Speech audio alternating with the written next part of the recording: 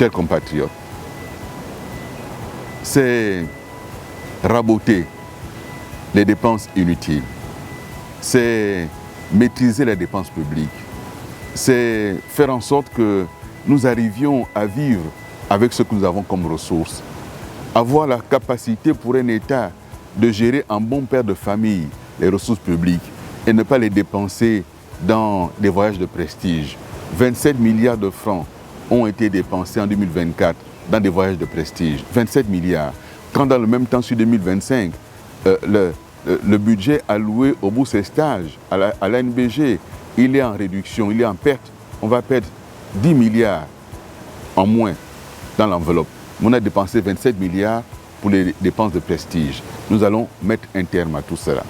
Nous allons raboter les institutions qui ne fonctionnent pas. Et nous prendrons notre tronçonneuse pour scier et couper toutes ces institutions qui ne servent à rien. Le Sénat. Je ne suis pas contre les sénateurs, mais j'ai été ministre, j'ai été parlementaire. Et le travail parlementaire, la primeur revient à l'Assemblée nationale. Et nous perdons du temps, de l'énergie dans la question de l'adoption des lois. Parce qu'une loi, on la défend et à l'Assemblée nationale et au Sénat, et elle doit être adoptée en termes identiques.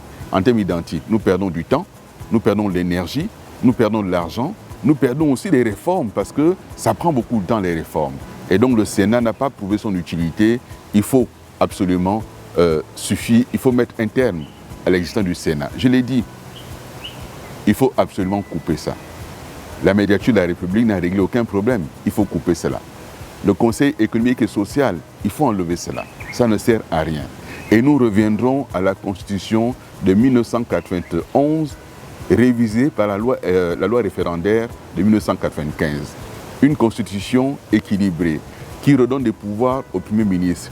Une Constitution équilibrée, qui fait que chaque institution joue réellement son rôle. Mais je ferai en sorte que la justice soit réellement indépendante. L'état de droit ne peut pas être mis en œuvre avec une justice aux ordres, avec une justice à qui on indique ce qu'il y a à faire, à qui on dit un tel faut le mettre en prison, un tel faut l'enlever de prison. Et dans ce cadre-là, je le dis très clairement, la justice sera totalement indépendante et le président n'aura pas à présider le Conseil supérieur de la magistrature.